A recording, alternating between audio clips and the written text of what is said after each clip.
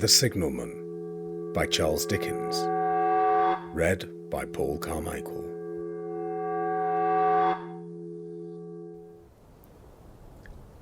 "Hello! Below there!" When he heard a voice thus calling to him, he was standing at the door of his box, with a flag in his hand, unfurled round its short pole. One would have thought, considering the nature of the ground, that he could not have doubted from what quarter the voice came.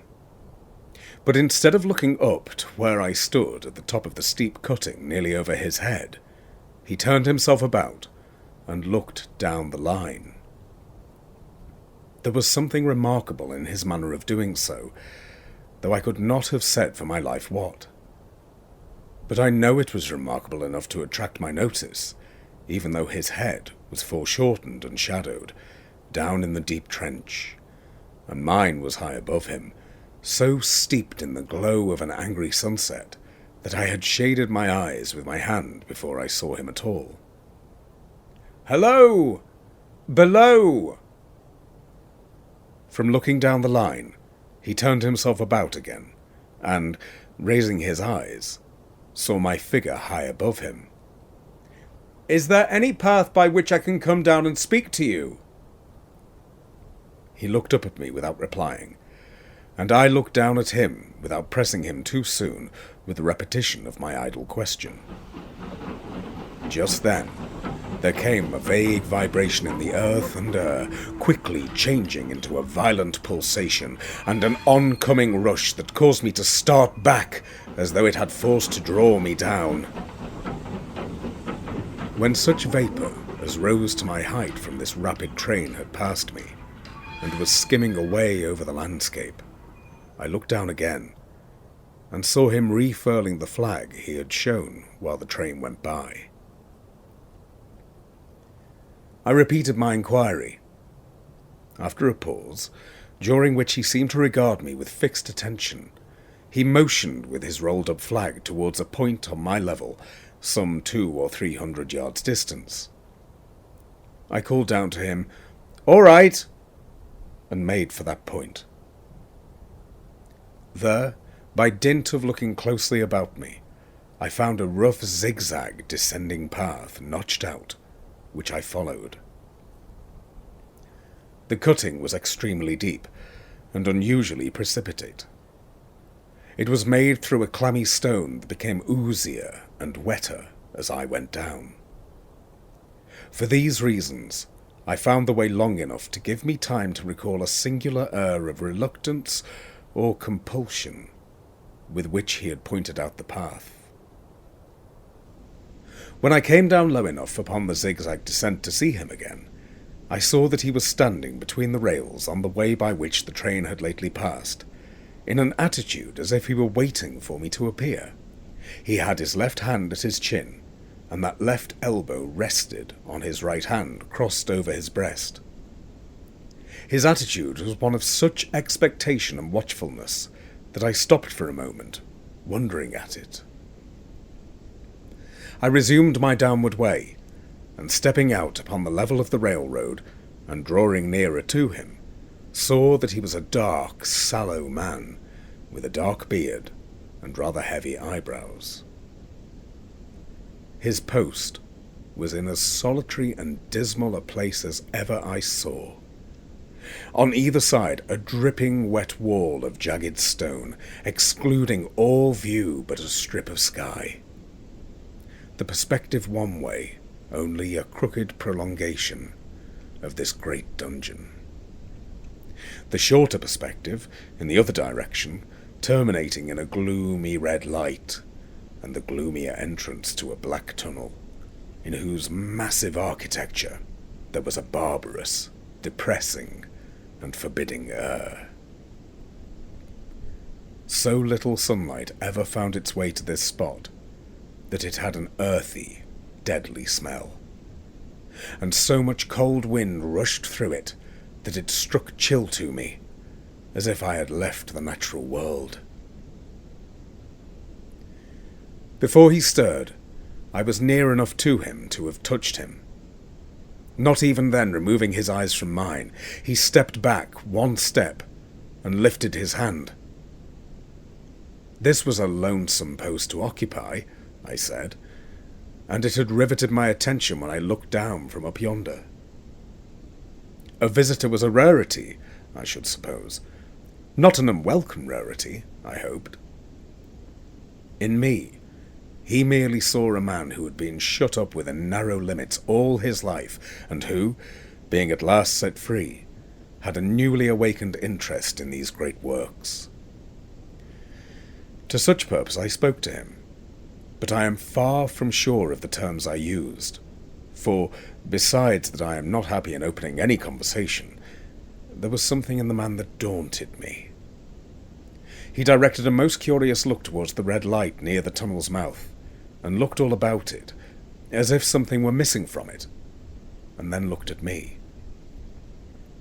That light was part of his charge, was it not?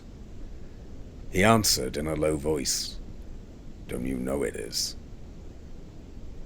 The monstrous thought came into my mind as I perused the fixed eyes and the saturnine face, that this was a spirit, not a man.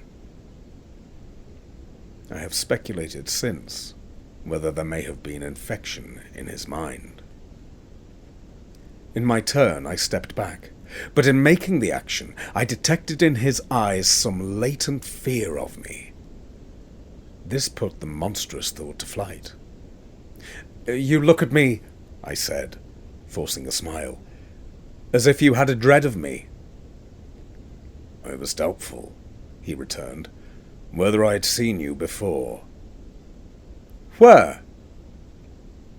He pointed to the red light he had looked at. "There?" I said. Intently watchful of me, he replied, but without sound, "Yes." "My good fellow, what should I do there? However, be that as it may, I never was there, you may swear." "I think I may," he rejoined. "Yes, I'm sure I may." His manner cleared, like my own. He replied to my remarks with readiness and in well-chosen words. Had he much to do there? Yes. That was to say, he had enough responsibility to bear. But exactness and watchfulness were what was required of him, and of actual work, manual labour, he had next to none. To change that signal, to trim those lights, and to turn this iron handle now and then, was all he had to do under that head. Regarding those many long and lonely hours of which I seemed to make so much, he could only say that the routine of his life had shaped itself into that form, and he had grown used to it. He had taught himself a language down there, if only to know it by sight and to have formed his own crude ideas of its pronunciation could be called learning it. He had also worked at fractions and decimals, and tried a little algebra. But he was, and had been as a boy, a poor hand at figures. Was it necessary for him, when on duty, always to remain in that channel of damp air? And could he never rise into the sunshine from between those high stone walls? Why, that depended upon time and circumstances. Under some conditions there would be less upon the line than under others, and the same held good as to certain hours of the day and night. In bright weather he did choose occasions for getting a little above those lower shadows, but being at all times liable to be called by his electric bell, and at such times listening for it with redoubled anxiety, the relief was less than I would suppose. He took me into his box, where there was a fire, a desk for an official book in which he had to make certain entries, a telegraphic instrument with its dial, face, and needles, and the little bell of which he had spoken. On my trusting that he would excuse the remark that he had been well educated, and, I hoped I might say without offence, perhaps educated above that station, he observed that instances of slight incongruity in such wise would rarely be found wanting among large bodies of men. that he had heard it was so in workhouses, in the police force, even in that last desperate resource, the army, and that he knew it was so, more or less, in any great railway staff.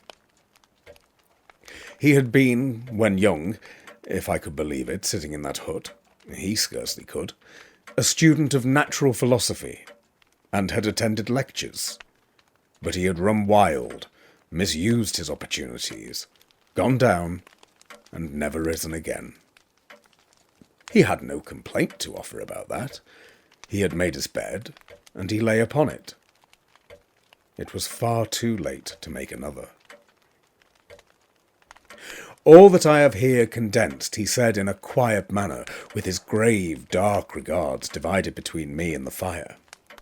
He threw in the word, "Sir," from time to time, and especially when he referred to his youth, as though to request me to understand that he had claimed to be nothing but what I found him. He was several times interrupted by the little bell, and had to read off messages and send replies. Once he had to stand within the door and display a flag as a train passed, and make some verbal communication to the driver. In the discharge of his duties, I observed him to be remarkably exact and vigilant, breaking off his discourse at a syllable, and remaining silent until what he had to do was done. In a word, I should have set this man down as one of the safest of men to be employed in that capacity, but for the circumstance that while he was speaking to me, he twice broke off with a fallen colour, turned his head towards the little bell when it did not ring, opened the door of the hut, which was kept shut to exclude the unhealthy damp, and looked out towards the red light near the mouth of the tunnel. On both of those occasions, he came back to the fire with the inexplicable air upon him which I had remarked, without being able to define, when we were so far asunder. Said I, when I rose to leave him, "You almost make me think that I have met with a contented man." I'm afraid I must acknowledge that I said that to lead him on. "I believe I used to be," he rejoined, in the low voice in which he had first spoken. "But I am troubled, sir. I am troubled." He would have recalled the words if he could. He said he had them, however, and I took them up quickly. "With what? What is your trouble?" "It is very difficult for me to impart, sir. It is very, very difficult to speak of. If ever you make me another visit, I will try to tell you." "Oh, but I expressly intend to make you another visit. Say, when shall it be?" "I go off early in the morning, and I shall be on again at 10 tomorrow night, sir." "I will come at 11. He thanked me, and went out at the door with me. "I'll show my white light, sir," he said in his peculiar low voice, "till you have found the way up. When you have found it, don't call out. And when you're at the top, don't call out." His manner seemed to make the place strike colder to me, but I said no more than, "Very well." "And when you come down tomorrow night, don't call out. Let me ask you a parting question. What made you cry, 'Hello, below there,' tonight?" "Heaven knows," said I. "I cried something to that effect." "Not to that effect, sir. Those were the very words. I know them well." "Admit those were the very words. I said them, no doubt, because I saw you below." "For no other reason?" "Or what other reason could I possibly have?" "You had no feeling that they were conveyed to you in any supernatural way?" "No." He wished me good night and held up his light. I walked by the side of the down line of rails, with a very disagreeable sensation of a train coming behind me, until I found the path. It was easier to mount than to descend, and I got back to my inn without any adventure. Punctual to my appointment, I placed my foot on the first notch of the zigzag next night as the distant clocks were striking 11. He was waiting for me at the bottom with his white light on. "I've not called out," I said, when we came close together. "May I speak now?" "By all means, sir." "Good night, then. And here's my hand." "Good night, sir. And here's mine." With that we walked side by side to his box, entered it, closed the door, and sat down by the fire. "I have made up my mind, sir," he began, bending forward as soon as we were seated and speaking in a tone but a little above a whisper, "that you shall not have to ask me twice what troubles me. I took you for someone else yesterday evening. That troubles me." "That mistake?" "No. That someone else." "Who is it?" "I don't know." "Like me?" "I don't know. I never saw the face. The left arm is across the face, and the right arm is waved, violently waved, this way." I followed his action with my eyes, and it was the action of an arm gesticulating with the utmost passion and vehemence. "For God's sake, clear the way." "One moonlit night," said the man, "I was sitting here, when I heard a voice cry, 'Hello, below there!' I started up, looked from that door, and saw this someone else standing by the red light near the tunnel, waving as I just now showed you. The voice seemed hoarse with shouting, and it cried, 'Look out, look out!' And then again, 'Hello, below there, look out!'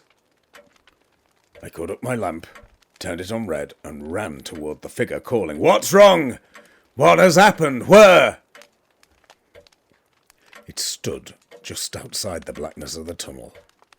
I advanced so close upon it that I wondered at its keeping its sleeve across its eyes. I ran right up at it, and had my hand stretched out to pull the sleeve away, when it was gone." "Into the tunnel?" said I. "No. I ran on into the tunnel, 500 yards. I stopped and held my lamp above my head, and I saw the figures of the measured distance, and saw the wet stains stealing down the walls and trickling through the arch. I ran out again faster than I'd run in, for I had a mortal abhorrence of the place upon me. And I looked all round the red light with my own red light, and I went up the iron ladder to the gallery atop it, and I came down again, and I ran back here. I telegraphed both ways. 'An alarm's been given. Is anything wrong?' The answer came back both ways. 'All well.'" Resisting the slow touch of a frozen finger tracing up my spine, I showed him how that this figure must be a deception of his sense of sight, and how that figures, originating in disease of the delicate nerves that minister to the functions of the eye, were known to have often troubled patients, some of whom had become conscious of the nature of their affliction, and had even proved it by experiments upon themselves.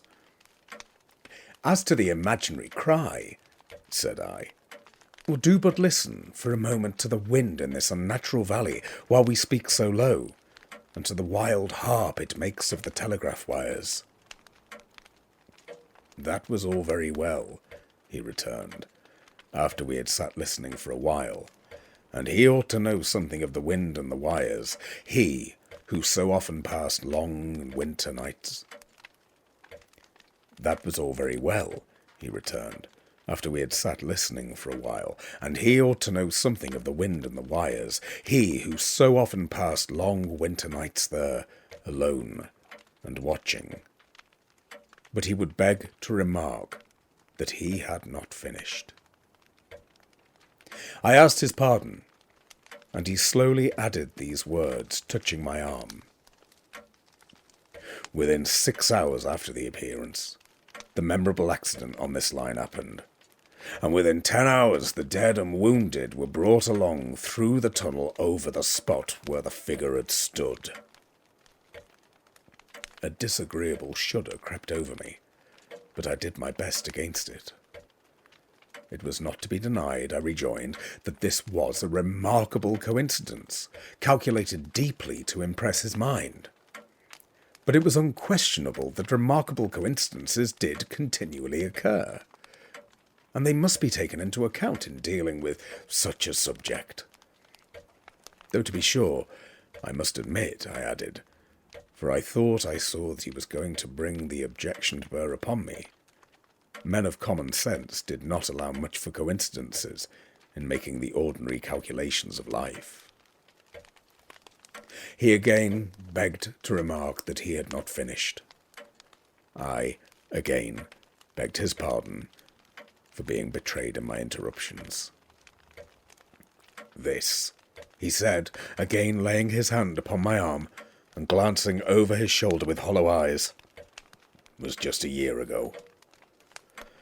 6 or 7 months passed, and I'd recovered from the surprise and shock when one morning, as the day was breaking, I, standing at the door, looked towards the red light and saw the spectre again. He stopped, with a fixed look at me. Did it cry out? No. It was silent. Did it wave its arm? No. It leaned against the shaft of the light, with both eyes before the face like this. Once more, I followed his action with my eyes. It was an action of mourning. I had seen such an attitude in stone figures on tombs. Did you go up to it? I came in and sat down, partly to collect my thoughts, partly because it had turned me faint. When I went to the door again, daylight was above me, and the ghost was gone. But nothing followed. Nothing came of this. He touched me on the arm, with his forefinger twice or thrice, giving a ghastly nod each time. That very day, as the train came out the tunnel, I noticed, at a carriage window on my side, what looked like a confusion of hands and heads, and something waved. I saw it just in time to signal the driver. Stop! He shut off and put his brake on, but the train drifted past here 150 yards or more. I ran after it, and as I went along, I heard terrible screams and cries. A beautiful young lady had died instantaneously in one of the compartments. A beautiful young lady had died instantaneously in one of the compartments, and was brought in here, and laid on this floor between us. Involuntarily I pushed my chair back, as I looked from the boards at which he had pointed to himself. True, sir, true. Precisely as it happened, so I tell it you. I could think of nothing to say to any purpose, and my mouth was very dry. The wind and the wires took up the story with a long lamenting wail. He resumed, Now, sir, mark this, and judge how my mind is troubled. The spectre came back a week ago. Ever since, it has been there, now and again by fits and starts. At the light? At the danger light. What does it seem to do? He repeated, if possible with increased passion and vehemence, that former gesticulation of, For God's sake, clear the way. Then he went on. I have no peace or rest for it. It calls to me for many minutes together in an agonized manner. Below there! Look out! Look out! It stands waving to me. It rings my little bell. I caught at that. Did it ring your bell yesterday evening when I was here and you went to the door? Twice. Why, see, said I, how your imagination misleads you.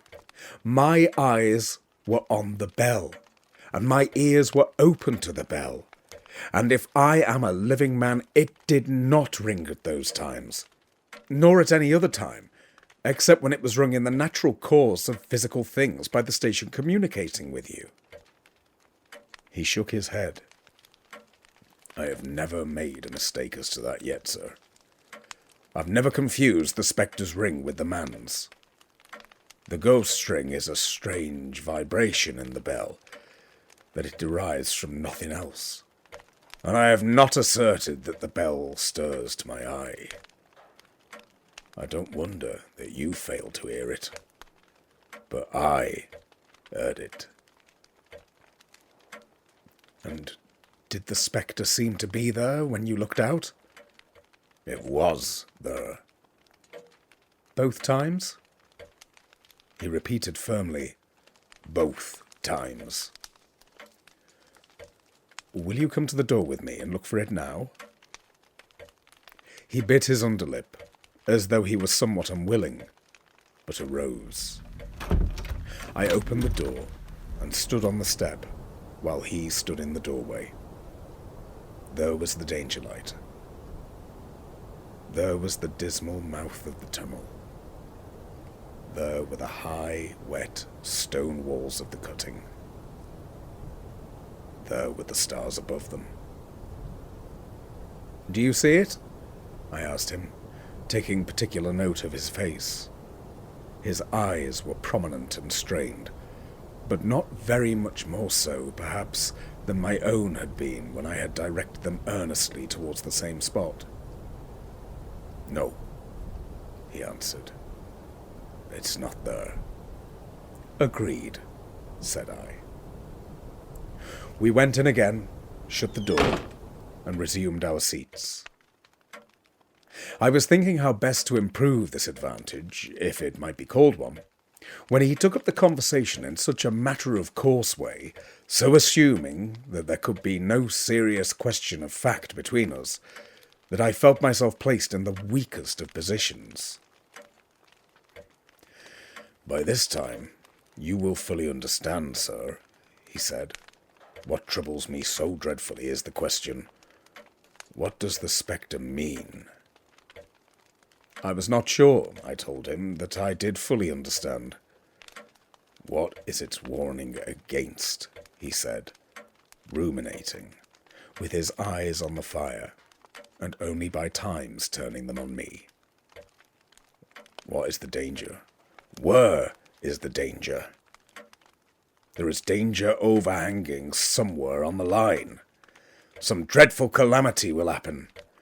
It is not to be doubted this third time after what has gone before.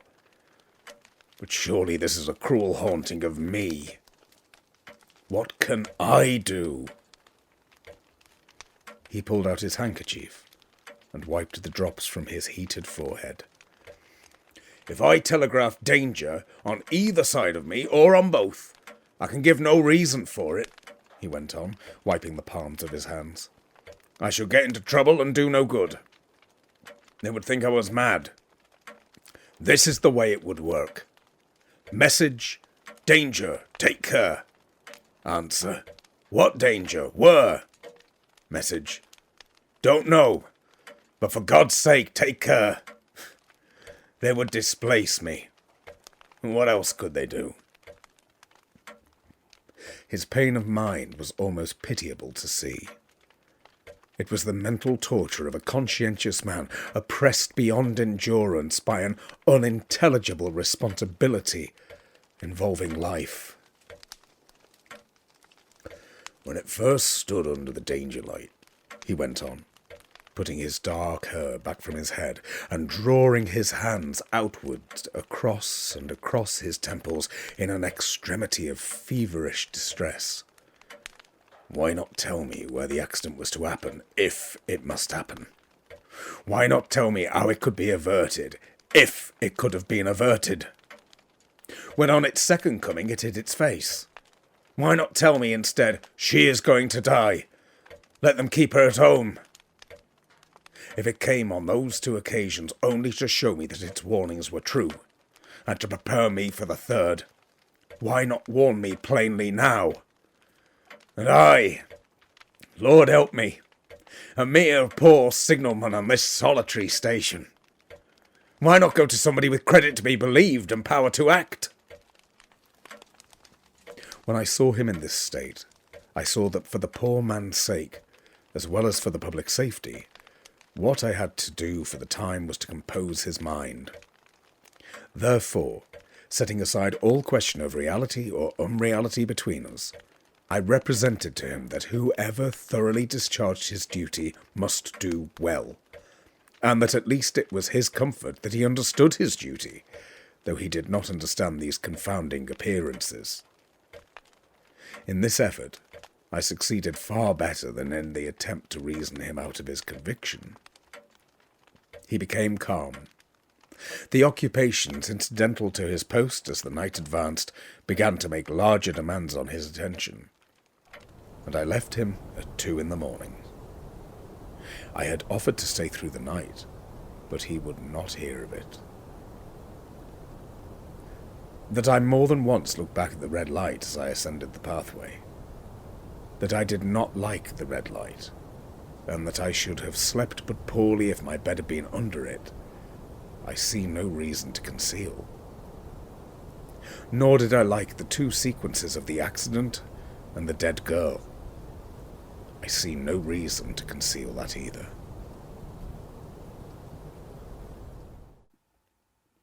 But what ran most in my thoughts was the consideration how ought I to act, having become the recipient of this disclosure. I had proved the man to be intelligent, vigilant, painstaking, and exact. But how long might he remain so in his state of mind?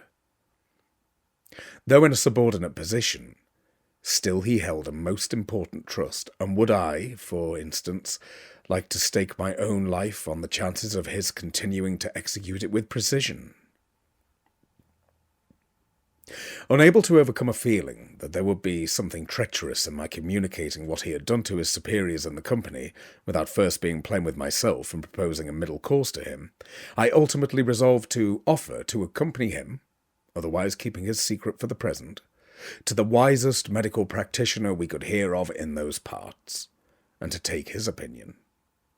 A change in his time of duty would come around next night, he had apprised me, and he would be off an hour or 2 after sunset, and on again soon after sunset.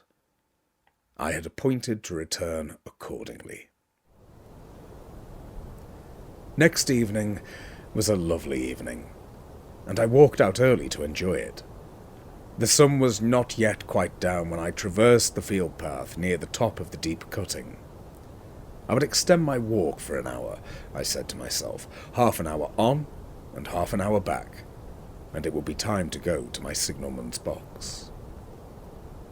Before pursuing my stroll, I stepped to the brink and mechanically looked down from the point from which I had first seen him.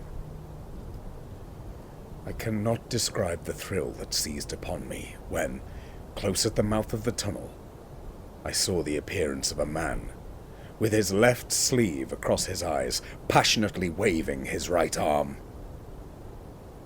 The nameless horror that oppressed me passed in a moment, for in a moment I saw that this appearance of a man was a man indeed, and that there was a little group of other men standing at a short distance, to whom he seemed to be rehearsing the gesture he had made. The danger light was not yet lighted. Against its shaft, a little low hut, entirely new to me, had been made of some wooden supports and tarpaulin. It looked no bigger than a bed. With an irresistible sense that something was wrong, with a flashing, self-reproachful fear that fatal mischief had come of my leaving the man there, and causing no one to be sent to overlook or correct what he did, I descended the notched path with all the speed I could make. "What's the matter?" I asked the men. Signalman.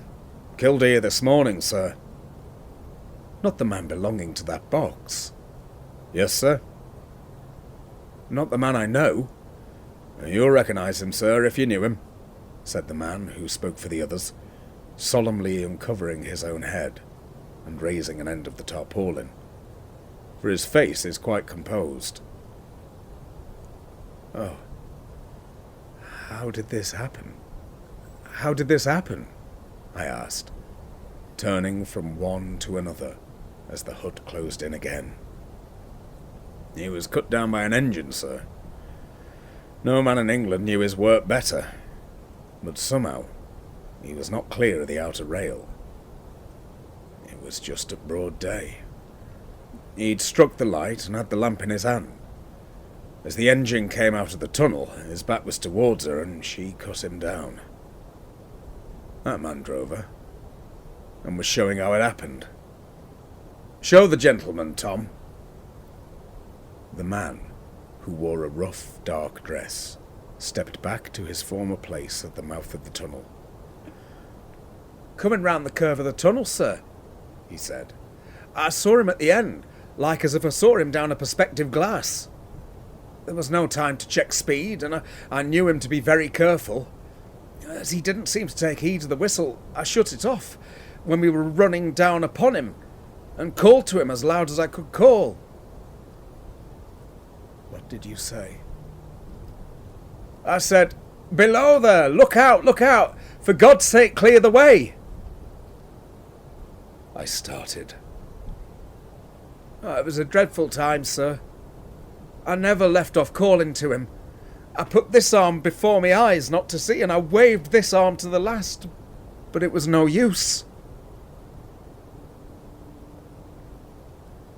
Without prolonging the narrative, to dwell on any one of its curious circumstances more than any other, I may, in closing it, point out the coincidence that the warning of the engine driver included not only the words which the unfortunate signalman had repeated to me as haunting him, but also the words which I myself, not he, had attached, and that only in my own mind, to the gesticulation he had imitated.